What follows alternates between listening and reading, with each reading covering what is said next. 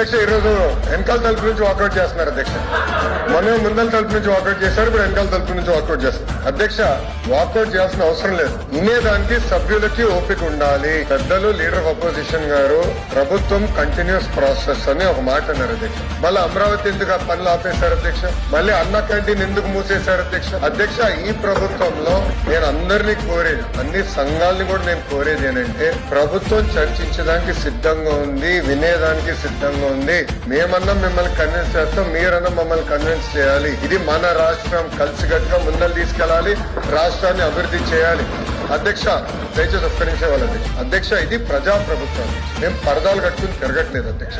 అధ్యక్ష మీరు చూస్తే ఈ రోజు మా విద్యాశాఖలో కానివ్వండి, ఇతర శాఖలో కానివ్వండి, ప్రతి వారం ఒక పూట కంపల్సరీ కమిషనర్ గారు సంఘాలందరినీ కలవాలి, వాళ్ళ సమస్యలు తెలుసుకోవాలి. వాళ్ళ సమస్యలు తెలుసుకుని ఎన్ని పరిష్కరించగలుగుతాం, ఎన్ని పెండింగ్ ఉంది, ఎన్ని పాలసీ మ్యాటర్స్, ఎన్ని ఫైనాన్షియల్ మ్యాటర్స్ కూడా మేము రివ్యూ చేస్తున్నాం. ఇక్కడ గౌరవ ఎమ్మెల్సీ అందరూ తెలుసు, మా విద్యాశాఖలో సుమారుగా 300 ఇష్యూలు మా దృష్టికి తీసుకొస్తే దాంట్లో సుమారుగా 200 ఇష్యూస్ ఆల్రెడీ పరిష్కరించాం. అన్ని చేశామని మేము అనట్లేదు, అన్ని చేయగలుగుతామని మేము అనట్లేదు. కానీ వినేదానికి సిద్ధంగా ఉన్నాం, చర్చించడానికి మేము సిద్ధంగా ఉన్నాం. కలిసికట్టుగా మన సమస్యలు మనం పరిష్కరించుకోవాలి.